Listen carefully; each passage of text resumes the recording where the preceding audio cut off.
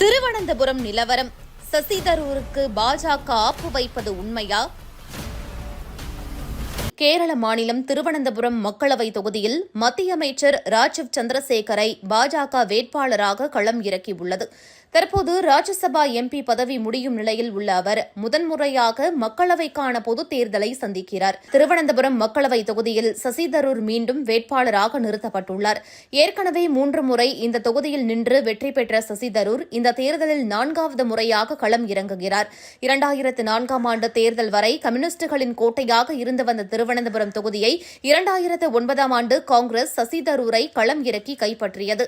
அது முதல் 3 முறை தொடர்ந்து காங்கிரஸ் அங்கு வெற்றி கண்டு வந்தாலும் சென்ற முறை பாஜக சார்பில் களம் இறக்கப்பட்ட கும்மனம் ராஜசேகர் மிகப்பெரிய சவால்களை கொடுத்தார்.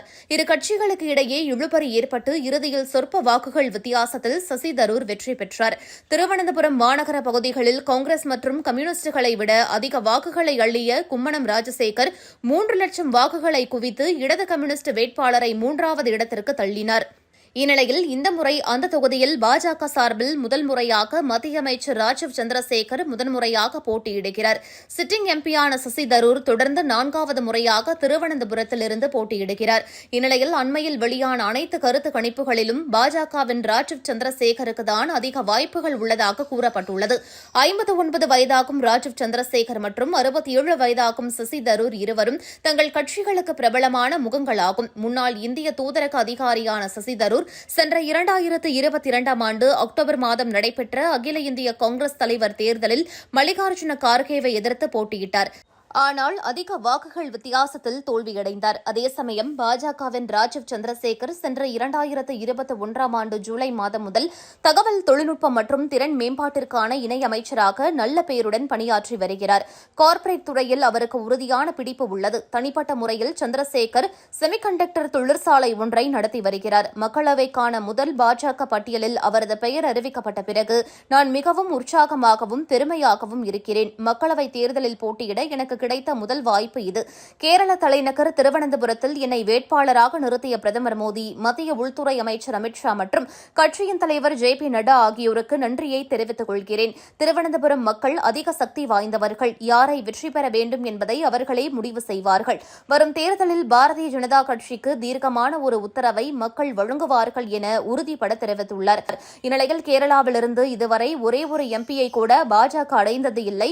ஆனால் இந்த முறை பாஜக பெரிய அளவில் அங்கு திட்டமிட்டு வருகிறது. திருச்சூர் தொகுதிக்கு பிரபல திரை நட்சத்திரம் சுரேஷ் கோபி, ஆலப்புழா தொகுதிக்கு ஷோபா சுரேந்திரன், பத்தனம்திட்டாவுக்கு அனில் K. ஆண்டனி, அட்டிங்கல் தொகுதிக்கு மாநில தலைவர் V. முரளிதரன், திருவனந்தபுரத்திற்கு ராஜீவ் சந்திரசேகர் என மொத்தம் 12 பிரபல நபர்களை 12 தொகுதிகளில் பாஜக களம் இறக்கியுள்ளது.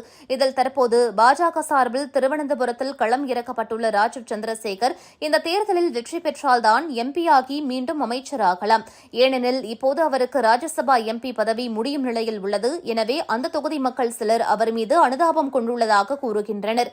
ஆனால் காங்கிரஸ்காரர்கள் சசி தரூரை விட்டு கொடுக்காமல் பேசுகின்றனர். வெற்றி பெற்ற கடந்த 3 முறையும் சசி தரூர் இந்த தொகுதி வளர்ச்சிக்கு செய்த நன்மைகள் மிகவும் அதிகமாகும். குறிப்பாக வெளிநாடு வாழ் இந்தியர்கள் அதிகமுள்ள இங்கு அவர் நன்கு பணியாற்றியுள்ளார். அதே சமயம் பாஜக இங்கு மிகுந்த அளவில் வளர்ச்சி அடைந்துள்ளதை யாராலும் மறுக்க முடியாது. என்றாலும் பாஜகவால் சசி தரூரை வெற்றி காண்பது கடினமாகத்தான் இருக்கும் என கூறுகின்றனர். இந்நிலையில் மத்தியில் மீண்டும் மோடி அரசே நீடிக்கலாம் என பெருவாரியான மக்கள் இங்கு கருதுவதால் இந்தியாவிலேயே அதிக அளவில் கல்வி அறிவு பெற்ற திருவனந்தபுரம் மக்கள் தங்கள் வாக்கை வீணாக்க மாட்டார்கள் என்றும் மீண்டும் அமைச்சராகும் வாய்ப்பு பெற்ற ராஜீவ் சந்திரசேகருக்கே புத்திசாலித்தனமாக வாக்களிப்பார்கள் என்றும் உள்ளூர் பாஜகவினர் கூறுவதாக செய்திகள் தெரிவிக்கின்றன.